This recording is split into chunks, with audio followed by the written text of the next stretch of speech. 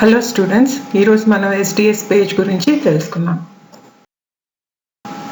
SDS PAGE ఒక full form వచ్చి sodium dodecyl sulphate polyacrylamide gel electrophoresis. ఈ టెక్నిక్లో మనం ప్రోటీన్స్ని మాలిక్యులర్ వెయిట్స్ ఆధారంగా సపరేట్ చేస్తాం. ఈ technique biochemistry, forensic sciences, genetics and molecular బయాలజీలో ఎక్కువగా వాడుతుంటారు. ఈ టెక్నిక్లో మనం వాడే జెల్ని పాలీఅక్రిలమైడ్ జెల్ అని అంటాం. ఈ అక్రిలమైడ్ అనేది ఒక కెమికల్ సబ్స్టెన్స్. ఈ కెమికల్ సబ్స్టెన్స్ పాలిమర్ అయ్యి మనకి పాలీఅక్రిలమైడ్ జెల్ని ఫామ్ చేస్తుంది. ఈ అక్రిలమైడ్ని మనం ఒక జెల్గా ఫామ్ చేయడానికి మనకి క్రాస్ లింకింగ్ ఏజెంట్ ఒకటి కావాలి. ఈ క్రాస్ లింకింగ్ ఏజెంట్ని మనము బిస్ అక్రిలమైడ్ అని అంటాం. దానికి ఇంకొక పేరు NN మెథిలీని బిస్ అక్రిలమైడ్. దీన్ని క్రాస్ లింకింగ్ ఏజెంట్ అని అంటాం. ఈ క్రాస్ లింకింగ్ వల్ల అక్రిలమైడ్ అనేది మనకి మ్యాట్రిక్స్గా ఫామ్ అయ్యి ఈ మ్యాట్రిక్స్లో పోర్స్ అనేటివి ఫామ్ చేస్తుంది అన్నమాట. అంటే ఒక చైన్ ఆఫ్ అక్రిలమైడ్ని ఇంకొక చైన్ ఆఫ్ అక్రిలమైడ్ని రెండింటిని కలపడానికి ఈ బిస్ అక్రిలమైడ్ అనేది పనికొస్తుంది. ఈ క్రాస్ లింకింగ్ చేసేటప్పుడు మనకి చిన్న చిన్న పోర్స్ అనేటివి ఫామ్ అవుతాయి అన్నమాట. ఈ పాలిమరైజేషన్ ప్రాసెస్లో ఇంకా రెండు కెమికల్స్ అనేటివి చాలా ఇంపార్టెంట్. వాటిల్నే ఇనిషియేటర్ అని అంటాము అండ్ క్యాటలిస్ట్ ఇంకోటి అని అంటాం. ఇనిషియేటర్ వచ్చేసి ammonium persulphate is the initiator, APS అని కూడా అంటాము. And TEMED is the catalyst. Tetramethylene, ethylene diamine వీటిని యూజ్ చేస్తాం పాలిమరైజేషన్కి. ఇవన్నీ ఉన్నప్పుడు అక్రిలమైడ్ ఒక జెల్గా ఫామ్ అవుతుంది. ఈ జెల్ మీద, ఈ మ్యాట్రిక్స్ మీద మనము మనకు కావాల్సిన మాలిక్యూల్స్ని సపరేట్ చేసుకుంటాం. ఈ స్లైడ్లో చూడండి, structure of acrylamide, structure of NN methylene bis acrylamide in the presence of ammonium persulphate and TEMED forms cross linking polymers. మనం పేజ్ గురించి తెలుసుకున్నాం కదా, ఇప్పుడు SDS గురించి తెలుసుకున్నాం. SDS అని అంటే సోడియం డోడిసైల్ సల్ఫేట్. ఈ సోడియం డోడిసైల్ సల్ఫేట్ అనే స్ట్రక్చర్ని చూడండి. ఇది ఒక కెమికల్. డోడికైల్ అని అంటే 12 కార్బన్స్ ఉంటాయన్నమాట. ఈ 12 కార్బన్స్ చైన్ ఫామ్ అవుతుంది. ఈ 12 కార్బన్స్ చైన్ ఈజ్ హైడ్రోఫోబిక్గా ఉంటుంది. వెరస్ సోడియం సల్ఫేట్ వచ్చేసి అది హైడ్రోఫిలిక్ నేచర్గా ఉంటుంది. అంటే ఈ మాలిక్యూల్ యాంఫిపాథిక్ మాలిక్యూల్, అంటే both hydrophobic and hydrophilic nature రెండు కూడా ఈ మాలిక్యూల్లో ఉంటుంది అన్నమాట. ఈ మాలిక్యూల్ హైడ్రోఫిలిక్ హెడ్ వచ్చేసి సోడియం సల్ఫేట్ ఉండగా ఈ కార్బన్ చైన్ వచ్చేసి ఈ హైడ్రోఫోబిక్ టెయిల్ ఉంటుంది అన్నమాట. ఇది దేనికి వాడతామో చూస్తాం. మనము ప్రోటీన్స్ని సపరేట్ చేయాలనుకున్నాం అనుకోండి, ప్రోటీన్ శాంపుల్ని తీసుకుంటాం. ఈ ప్రోటీన్ శాంపుల్లో రకరకాల ప్రోటీన్స్ ఉంటాయి. అంటే వాటికి డిఫరెంట్ షేప్స్, డిఫరెంట్ సైజెస్ ఉంటాయి. ప్రోటీన్స్ ప్రైమరీ స్ట్రక్చర్లో ఉండొచ్చు, సెకండరీ స్ట్రక్చర్లో ఉండొచ్చు, టెరిషరీ అండ్ క్వాటర్నరీ స్ట్రక్చర్లో ఉండొచ్చు. అయితే మనం ఎప్పుడైతే ఈ SDS అనే మాలిక్యూల్ని వేస్తామో, SDS మాలిక్యూల్ని వేసినప్పుడు అది హైడ్రోఫోబిక్ టెయిల్ రీజియన్ ఉండడం వల్ల అది హైడ్రోఫోబిక్ రీజియన్స్ ఆన్ ద ప్రోటీన్కి వెళ్ళి బైండ్ అవుతుంది. బైండ్ అయినప్పుడు నాన్ కోవలెంట్ ఇంటరాక్షన్స్ అన్నిటినీ అది డిస్టర్బ్ చేయడం వల్ల ప్రోటీన్స్ అనేటివి డీనేచర్ అయిపోతాయి అన్నమాట. అంటే ఇక్కడ ఏవైతే అన్ని డిఫరెంట్ ప్రోటీన్స్ ఏవైతే ఉన్నాయో ఆ డిఫరెంట్ ప్రోటీన్స్ అన్నీ కూడాను వాటికి ఒకే సిమిలర్ షేప్ అనేటివి వచ్చేస్తుంది అనమాట. పైగా ఈ ఎస్డిఎస్ మాలిక్యూల్కి మనం చూసుకున్నాం ఇందాక స్లైడ్లో, దానికి నెగిటివ్ ఛార్జ్ అనేది ఉంటుంది. సోడియం అయాన్ అనేది వెళ్ళిపోయి నెగిటివ్ ఛార్జ్ అనేది మాత్రం ఉండిపోతుంది అనమాట. ఉండిపోతుంది. ఎప్పుడైతే ఇది పోయి ప్రోటీన్ హైడ్రోఫోబిక్ రీజియన్స్లో ఇది బైండ్ అవుతుందో, ఎందుకని ఇది కూడా హైడ్రోఫోబిక్ మాలిక్యూలే కాబట్టి హైడ్రోఫోబిక్ రీజియన్ తోటి పోయి బైండ్ అయినప్పుడు ఈ ప్రోటీన్స్కి నెగిటివ్ ఛార్జ్ అనేది ఇచ్చేస్తుంది అనమాట.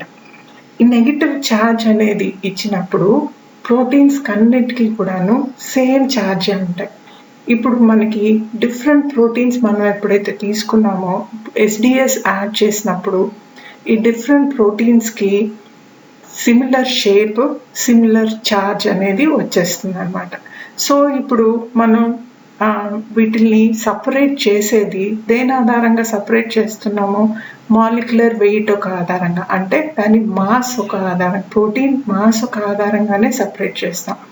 డిఫరెంట్ షేప్స్ అయితే లేవు, డిఫరెంట్ ఛార్జెస్ అయితే లేవు, అన్నీ సిమిలర్గా ఉన్నాయి. షేప్ సిమిలర్గా ఉంది, ఛార్జ్ సిమిలర్గా ఉంది. డిఫరెంట్ ఏదిగా ఉంది, మాలిక్యులర్ వెయిట్ డిఫరెంట్గా ఉంది. అందుకని ఎస్డిఎస్ని యూజ్ చేస్తాం అనమాట. ఎస్డిఎస్ని యూజ్ చేసినప్పుడు ప్రోటీన్స్ అన్నీ కూడా డిస్ట్రక్ట్ అయిపోయి ఛార్జ్ ప్రోటీన్స్ మీద అంతా కూడాను నెగిటివ్ ఛార్జ్ అనేది వచ్చేస్తుంది అనమాట. సో ఎస్డిఎస్ పేజ్లో మనము మాలిక్యులర్ వెయిట్ ఆధారంగానే మనము సపరేట్ చేస్తాం. కొన్నిసార్లు ఎలక్ట్రోఫోరెసిస్ అనేది నేటివ్ పేజ్ యూజ్ చేస్తాం. అంటే నేటివ్ పేజ్ అంటే ఇక్కడ ఎస్డిఎస్ అనేది వాడడం అనమాట. ఎస్డిఎస్ వాడినప్పుడు దాన్ని నేటివ్ పేజ్ అని అంటాం. నేటివ్ పేజ్లో ప్రోటీన్స్ దేని ఆధారంగా సపరేట్ అవుతాయంటే ఛార్జ్ టు మాస్ రేషియో. అక్కడ ఛార్జ్ అనేది సిమిలర్గా ఉండదు కాబట్టి, ప్రోటీన్స్ అన్నిటికీ ఛార్జ్ వేరేగా ఉంటుంది కాబట్టి ఛార్జ్ టు మాస్ రేషియో అక్కడ ఉంటుంది. దానివల్ల ప్రోటీన్స్ అనేటివి నేటివ్ పేజ్లో సపరేట్ అవుతాయి అన్నమాట. సో పేజ్లో రెండు రకాలు మనం చూసుకునేది, మనం ఎస్డిఎస్ వాడాం కాబట్టి మనము దీన్ని ఎస్డిఎస్ పేజ్ అని అంటాము. ఈ ఎస్డిఎస్ని యానయానిక్ డిటర్జెంట్ అని అంటాము. ఇప్పుడు ఈ యానయానిక్ డిటర్జెంట్ యూజ్ చేయడం వల్ల ప్రోటీన్స్ అన్నిటికీ కూడా నెగిటివ్ ఛార్జ్ రావడం వల్ల ప్రోటీన్స్ అన్నీ కూడాను యానోడ్ వైపుకి మూవ్ అవుతాయి. మనం ఎలక్ట్రిక్ ఫీల్డ్లో దాన్ని రన్ చేసినప్పుడు అవి యానోడ్ వైపుకి మూవ్ అవుతాయి. మూవ్ అవ్వడం ఏ విధంగా మూవ్ అవుతాయి? స్మాల్ మాలిక్యూల్స్ అన్నీ కూడా చాలా ఫాస్ట్గా మూవ్ అవుతాయి, లార్జ్ మాలిక్యూల్స్ అన్నీ కూడాను స్లోగా మూవ్ అవుతాయి అన్నమాట. అంటే according to their molecular weight ఇక్కడ సపరేట్ చేస్తున్నాం అన్నమాట. ఎస్డిఎస్ పేజ్ ఒక ఫుల్ ఫామ్ వచ్చి sodium dodecyl sulphate polyacrylamide gel electrophoresis. ఈ టెక్నిక్లో మనం ప్రోటీన్స్ని మాలిక్యులర్ వెయిట్స్ ఆధారంగా సపరేట్ చేస్తాం. ఈ technique biochemistry, forensic sciences, genetics and molecular బయాలజీలో ఎక్కువగా వాడుతుంటారు.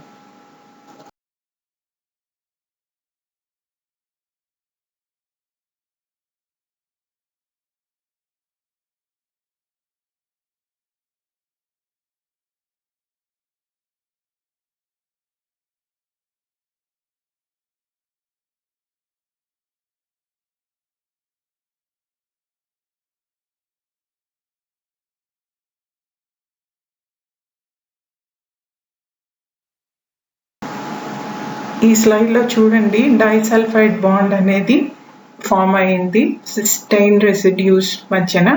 ఇది cysteine residue of one protein chain and this is cysteine residue of other protein chain. ఇక్కడ మనకి డైసల్ఫైడ్ బాండ్ అనేది ఫామ్ అయింది. ఇది బీటా మర్కాప్టో ఇథనాల్ వేయడం వల్ల ఏమో 2 సిస్టైన్ రెసిడ్యూస్ అనేటివి వస్తాయి. సిస్టైన్ రెసిడ్యూస్, 2 సిస్టైన్ రెసిడ్యూస్ ఉన్నప్పుడు స్పెల్లింగ్ చూసుకోండి, TEINE అనేది వస్తుంది. అదే మనకి బాండ్ ఫామ్ అయినప్పుడు సిస్టైన్ అని అంటాము, అదర్వైజ్ దాన్ని సిస్టీన్ అని అంటాము. రైట్, అంటే డైసల్ఫైడ్ బాండ్ని డిస్టర్బ్ చేయడానికి బీటా మర్కాప్టోఎథనాల్ అనేటివి యూజ్ చేస్తాం అన్నమాట. ఈ టెక్నిక్లో మనం వాడే జెల్ని పాలీయాక్రిలమైడ్ జెల్ అని అంటాం. ఈ యాక్రిలమైడ్ అనేది ఒక కెమికల్ సబ్స్టెన్స్. ఈ కెమికల్ సబ్స్టెన్స్ పాలిమర్ అయ్యి మనకి పాలీయాక్రిలమైడ్ జెల్ని ఫామ్ చేస్తుంది. ఈ యాక్రిలమైడ్ని మనం ఒక జెల్గా ఫామ్ చేయడానికి మనకి క్రాస్ లింకింగ్ ఏజెంట్ ఒకటి కావాలి. ఈ క్రాస్ లింకింగ్ ఏజెంట్ని మనము బిస్ యాక్రిలమైడ్ అని అంటాం. దానికి ఇంకొక పేరు NN మెథిలీని బిస్ యాక్రిలమైడ్. దీన్ని క్రాస్ లింకింగ్ ఏజెంట్ అని అంటాం. ఈ క్రాస్ లింకింగ్ వల్ల యాక్రిలమైడ్ అనేది మనకి మ్యాట్రిక్స్గా ఫామ్ అయ్యి ఈ మ్యాట్రిక్స్లో పోర్స్ అనేటివి ఫామ్ చేస్తుంది అనమాట. అంటే ఒక చైన్ ఆఫ్ యాక్రిలమైడ్ని ఇంకొక చైన్ ఆఫ్ యాక్రిలమైడ్ని రెండింటిని కలపడానికి ఈ బిస్ యాక్రిలమైడ్ అనేది పనికొస్తుంది. ఈ క్రాస్ లింకింగ్ చేసేటప్పుడు మనకి చిన్న చిన్న పోర్స్ అనేటివి ఫామ్ అవుతాయి అన్నమాట. ఈ పాలిమరైజేషన్ ప్రాసెస్లో ఇంకా 2 కెమికల్స్ అనేటివి చాలా ఇంపార్టెంట్. వాటిల్నే ఇనిషియేటర్ అని అంటాము అండ్ క్యాటలిస్ట్ ఇంకోటి అని అంటాం. ఇనిషియేటర్ వచ్చేసి ammonium persulphate is the initiator, APS అని కూడా అంటాము. And TEMED is the catalyst, tetramethylene. ఈ స్లైడ్లో మనము ఎలక్ట్రోఫోరెటిక్ యూనిట్ని చూస్తున్నాము. ఈ స్లైడ్ ఈ ఎలక్ట్రోఫోరెటిక్ యూనిట్ అనేది ఇది వర్టికల్ ఎలక్ట్రోఫోరెటిక్ యూనిట్ అన్నమాట. ఈ వర్టికల్ ఎలక్ట్రోఫోరెటిక్ యూనిట్లో 2 గ్లాస్ ప్లేట్స్ ఉన్నాయి. ఈ గ్లాస్ ప్లేట్స్ మధ్యన మనము ఏదైతే యాక్రిలమైడ్ అనేది ఉందో, జెల్ అనేది ఉందో, ఆ జెల్ని లిక్విడ్ ఫామ్లో ఉన్నప్పుడే దాన్ని పోర్ చేసేసుకుంటాం అన్నమాట ఈ ప్లేట్స్ మధ్యలో. ఈ ప్లేట్స్ రెండింటిని మనం దగ్గరగా పెట్టినప్పుడు ప్లేట్స్ 2 అతుక్కోపోతాయి. అతుక్కోపోకుండా ఉండడానికి కొంత ప్లేస్ ఉండడానికి మనం స్పేసర్ అనేది పెడతాం అన్నమాట. స్పేసర్ అనేది చిన్న ప్లాస్టిక్ లాగా ఉంటుంది, చిన్న ప్లాస్టిక్ ఐస్ క్రీమ్ పుల్ల లాగా ఉంటుంది. దాన్ని మనం ఈ 2 గ్లాస్ ప్లేట్స్ మధ్యన పెట్టినప్పుడు స్పేస్ అనేది ఫామ్ అయ్యి మనం ఈ యాక్రిలమైడ్ని పోర్ చేయడానికి వీలుంటుంది అన్నమాట. హాట్గా ఉన్నప్పుడే పోర్ చేస్తాం. ఎప్పుడైతే హాట్గా ఉన్నప్పుడు పోర్ చేస్తామో అది కూల్ అయినప్పుడు అది జెల్గా ఫామ్ అవుతుంది. అయితే మనం ప్రోటీన్స్ని లోడ్ చేయడానికి ఇంకా పాలియాక్రిలమైడ్ ఇంకా హాట్గా ఉన్నప్పుడు, ఇంకా జెల్గా ఫామ్ అవ్వనప్పుడు మనము కూంబ్ అనేది పెడతాం. కూంబ్ పెట్టినప్పుడు అది వెల్స్ అనేది ఫామ్ అవుతుంది అన్నమాట. ఈ కూంబ్ అనేది మనకి దువ్వెన లాగానే ఉంటుంది, కాకపోతే దువ్వెనకి చాలా లావు పళ్ళు ఉంటాయి అన్నమాట. అది పెట్టినప్పుడు మనకి ఈ వెల్స్ అనేటివి ఫామ్ అవుతుంది అన్నమాట. ఇది తీసేసినప్పుడు, ఆ కూంబ్ని తీసేసినప్పుడు ఈ వెల్స్ అనేటివి ఫామ్ అవుతాయి. ఈ వెల్స్లో మనము ప్రోటీన్స్ని లోడ్ చేసుకుంటాం అన్నమాట. అయితే ఇది ఈ ఎలక్ట్రోఫోరెటిక్ సెటప్. అయితే దీనికి మూమెంట్కి మనకి బఫర్ అనేది ఉంటుంది.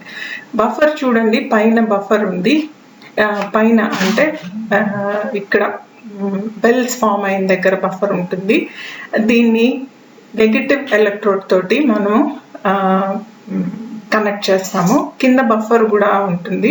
కింద బఫర్ పాజిటివ్ ఎలక్ట్రోడ్ తోటి మనం కనెక్ట్ చేస్తాం. So this is the setup of our electrophoretic unit. ఇక్కడ మనకి 2 రకాల సెటప్స్ ఉంటాయి. కంటిన్యూస్ జెల్ ఎలక్ట్రోఫోరెసిస్ ఒకటి, డిస్కంటిన్యూస్ జెల్ ఎలక్ట్రోఫోరెసిస్ ఒకటి. కంటిన్యూస్ జెల్ ఎలక్ట్రోఫోరెసిస్ అంటే మనకి pH అంతా కూడాను ఒకే pH ఉంటుంది. మొత్తం జెల్ మొత్తం కూడా ఒకటే pH ఉంటుంది అన్నమాట. డిస్కంటిన్యూస్ జెల్ ఎలక్ట్రోఫోరెసిస్లో వచ్చి మనకి కొంతవరకు జెల్కి pH అనేది తక్కువ ఉంటుంది, తర్వాత pH అనేది ఎక్కువ ఉంటుంది అన్నమాట.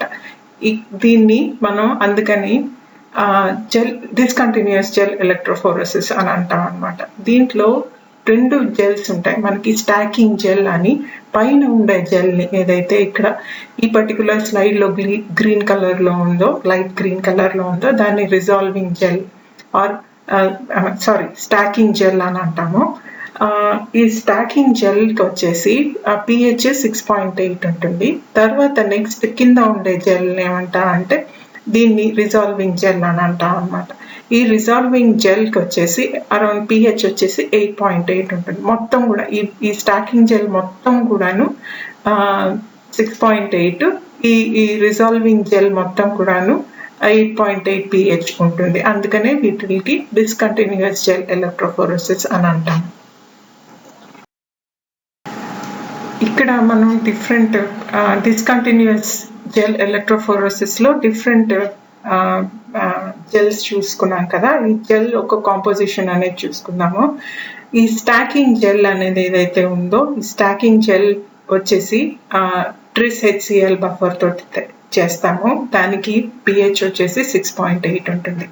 అయితే ఈ స్టాకింగ్ జెల్లో పోర్ సైజ్ అనేటివి చాలా ఎక్కువగా ఉంటుంది అనమాట. పోర్ సైజ్ ఎక్కువగా ఎలాగో వస్తుందంటే ఈ అక్రిలమైడ్ కాన్సన్ట్రేషన్ ఎప్పుడైతే తక్కువ ఉంటుందో అప్పుడు పోర్ సైజ్ అనేటివి ఎక్కువ అవుతుంది అనమాట. అక్రిలమైడ్ కాన్సన్ట్రేషన్ ఎక్కువ అయ్యే కొద్దీ పోర్ సైజ్ తక్కువ అవుతుంది అనమాట. ఈ పోర్ సైజు ఎక్కువగా ఉండడం వల్ల మనకి ఏమవుతుందంటే రిజాల్వ్ అయితే బఫర్ ఈ ప్రోటీన్స్ అన్నీ కూడాను మనం ఈ వెల్స్లో లోడ్ చేసినప్పుడు ఈ ప్రోటీన్స్ అన్నీ కూడాను ఆ శాంపుల్లో ఎక్కడంటే అక్కడ ఉంటాయన్నమాట. వీటిలన్నింటినీ కూడాను ఒకే లైన్లో తీసుకురావడానికి ఈ స్టాకింగ్ జెల్ అనేది ఉపయోగపడుతుంది అనమాట. అంటే మనకి అది 5 millimeterలో కదనమాట ఉండేది, అది చాలా తక్కువ స్పేసే కదా. అంటే దట్ మేక్స్ అ డిఫరెన్స్. వాటిలన్నింటినీ కూడాను ఒకే ఒక బ్యాండ్లోకి తీసుకురావడానికి మనము స్టాకింగ్ జెల్ అనేది వాడతాం అనమాట. ఈ స్టాకింగ్ జెల్లో పోర్ సైజ్ పెద్దదిగా ఉండడం వల్ల పెద్ద ప్రోటీన్స్ అయితే ఏమి, చిన్న ప్రోటీన్స్ అయితే ఏమి అన్నీ కూడాను ఒకే ఒక బ్యాండ్లోకి తీసుకురావడానికి మనము ఈ యాక్రిలమైడ్ అనేది వాడతాము. ఇందాక చూసుకున్నట్టు మనకి దీంట్లో గ్లిజరాల్, తర్వాత HCl, గ్లైసిన్ కూడాను ఈ స్టాకింగ్కి యూజ్ వస్తుంది అనమాట. ఈ స్టాకింగ్లో ఇది హెల్ప్ చేస్తుంది అనమాట. నెక్స్ట్ వచ్చేసి మనకి రిజాల్వింగ్ బఫర్. ఈ రిజాల్వింగ్ బఫర్లో మనకి ఏమవుతుందంటే మనకి పోర్ సైజ్ అనేటివి చాలా చిన్నగా ఉంటాయి. ఈ చిన్నగా ఉండడము ప్లస్ pH అనేది ఎక్కువగా ఉంటుంది. pH ఎక్కువగా ఉండడం వల్ల ఈ రన్నింగ్ బఫర్ ఏదైతే ఉందో, అంటే ట్రిస్ గ్లిసైన్ బఫర్ pH 8.3 ఏదైతే ఉందో అది మన ప్రోటీన్స్తో పాటు, మన శాంపుల్ ప్రోటీన్స్తో పాటు మూవ్ అవుతూ ఉంటుంది. దాంట్లో ఉండే గ్లైసిన్కి వచ్చేసి నెగిటివ్ ఛార్జ్ అనేది ఉంటుంది అనమాట. ఈ గ్లైసిన్కి PI ఏదైతే ఉందో ఆ PI కంటే కూడాను ఈ చుట్టుపక్కల pH ఎక్కువగా ఉండడం వల్ల గ్లైసిన్ అనేది నెగిటివ్ ఛార్జ్ ఉంటుంది అనమాట. గ్లైసిన్కి నెగిటివ్ ఛార్జ్ ఎప్పుడైతే ఉంటుందో అది ప్రోటీన్స్ని మూవ్ చేయడానికి యూజ్ చేస్తుంది అనమాట గ్లైసిన్ అనేది. అందుకనే దాన్ని ఏమంటారంటే రన్నింగ్ బఫర్ అని అంటాం. అంటే ఇది ప్రోటీన్స్ని రన్ చేయడానికి అనేది యూజ్ అవుతుంది అనమాట. డిఫరెంట్ pHsలో అది డిఫరెంట్ ఛార్జెస్ని సంతరించుకుంటుంది. అలాగా ఉండడం వల్ల మూవ్ అవుతుంది అనమాట. మూవ్ అయ్యి ఎప్పుడైతే ఈ రిజాల్వింగ్ జెల్కి వస్తుందో ఈ ప్రోటీన్స్ అన్నీ కూడాను based upon there molecular weight అవి రిజాల్వ్ అయితే, అంటే తక్కువ మాలిక్యులర్ వెయిట్ అన్నీ కూడాను అవి ఫాస్ట్గా ఈ పోర్స్ ద్వారా చాలా ఫాస్ట్గా మూవ్ అయిపోతాయి. కానీ ఎక్కువ మాలిక్యులర్ వెయిట్ ఉండేటివన్నీ కూడాను పైనే ఉండిపోతాయి అనమాట. అంటే ఈ చిన్న చిన్న పోర్ సైజ్ ద్వారా అవి మూవ్ కాలేక పైనే ఉండిపోతాయి అనమాట. అంటే డిపెండింగ్ అపాన్ ద సైజ్ ఇక్కడ ఈ జెల్లో, ఎక్కడ ఈ రిజాల్వింగ్ జెల్లో అన్నీ కూడాను రిజాల్వ్ అయిపోతాయి. అంటే డిఫరెంట్ ప్లేసెస్లో ఉండిపోతాయి అనమాట. రిజాల్వ్ అయిన రిజాల్వ్ అయిన ప్రోటీన్స్ మనకి కంటికి కనపడవు. అందుకనే ఈ మనకి కంటికి కనపడడానికి glacial acetic acid, methanol, Coomassie brilliant బ్లూని మనము వేసి స్టెయిన్ చేస్తాం. జెల్ మొత్తాన్ని స్టెయిన్ చేస్తాం. జెల్ మొత్తం స్టెయిన్ చేసినప్పుడు అంత జెల్ ప్రోటీన్స్ అంతా కూడాను బ్లూ కలర్లో వచ్చేస్తాయి అన్నమాట. ఆ బ్లూ కలర్లో వచ్చిన దాన్ని మనం డీస్టెయిన్ చేసాం అనుకోండి, glacial acetic acid and methanol తోటి కానీ మనం డీస్టైన్ చేసినప్పుడు ఓన్లీ మనకి ప్రోటీన్స్ ఒకటే బ్లూ కలర్లో వస్తుంది, మిగతా అంతా కూడాను మామూలుగా అయిపోతుంది అనమాట. So this is used for looking, అంటే మనకి కనపడేటట్టు, for visualisation of the proteins. మనకి ఎలక్ట్రోఫోరెసిస్ జరిగినప్పుడు ద ప్రొసీజర్ అనేది ఈ విధంగా ఉంటుంది. మనకి ఫస్ట్ డయాగ్రామ్లో చూసుకుంటే మనం శాంపుల్ని లోడ్ చేస్తున్నాము. ఇక్కడ శాంపుల్ నెక్స్ట్ డయాగ్రామ్లో మనం శాంపుల్ని లోడ్ చేశాక వోల్టేజ్ ఇచ్చినప్పుడు శాంపుల్ అంతా మూవ్ అవుతూ ఉంటుంది. ఈ విధంగా మనకి ట్రాకింగ్ డై వల్ల మనకి ఎంతవరకు అది మూవ్ అవుతుంది అనేది మనకి తెలుస్తుంది. దెన్ వీ హ్యావ్ అంత అయిపోయాక మనం కోమాసి బ్రిలియంట్ బ్లూ తోటి స్టెయిన్ చేసినప్పుడు బ్యాండ్స్ అనేటివి మనం ఈ విధంగా కనపడతాయి అన్నమాట. అయితే ఇక్కడ మనకి ఒకటి ఉంది. వన్ ఆఫ్ ద వెల్స్లో మనం ఏం చేస్తామంటే మనకి ప్రోటీన్స్ మాలిక్యులర్ వెయిట్, మనకు తెలిసిన మాలిక్యులర్ వెయిట్ ప్రోటీన్స్ అన్నిటినీ కూడాను ఒక వెల్లో వేస్తాం. వీటిని మార్కర్స్ అని అంటాం అన్నమాట. మాలిక్యులర్ వెయిట్ మార్కర్స్ అని అంటారు. ఈ మార్కర్స్ ఉండబట్టి మనకి ఏ మాలిక్యులర్ వెయిట్ అనేది మనకు తెలుస్తుంది. అంటే ఏ బ్యాండ్ అయితే మన శాంపిల్ బ్యాండ్ ఈ మాలిక్యులర్ బ్యాండ్ తోటి ప్యారలల్గా ఉందనుకోండి, అప్పుడు దాని యొక్క మాలిక్యులర్ వెయిట్, శాంపిల్ ఒక మాలిక్యులర్ వెయిట్ దీంతో సమానం అనమాట. So this is how we conclude the molecular weights of the sample. Coomassie brilliant blue తోటి స్టెయిన్ చేశాక ఈ విధంగా మనకి బ్యాండ్స్ అనేటివి కనపడతాయి. ఇక్కడ యాక్టిన్ అనే ప్రోటీన్ వచ్చేసి దాని molecular weight almost equal to 50 Dalton's. ఇక్కడ మనకి దానికి 50 డాల్టన్స్ ఉండే మాలిక్యులర్ వెయిట్ లేన్కి దానికి ప్యారలల్గా ఇవన్నీ ఉన్నాయి కాబట్టి యాక్టిన్కి ఆల్మోస్ట్ 50 డాల్టన్స్ ఉన్నాయని మనం చెప్పుకోవచ్చు. నెక్స్ట్ క్లాస్లో మన ఐసోఎలెక్ట్రిక్ ఫోకసింగ్ గురించి చూసుకుందాం. Thank you.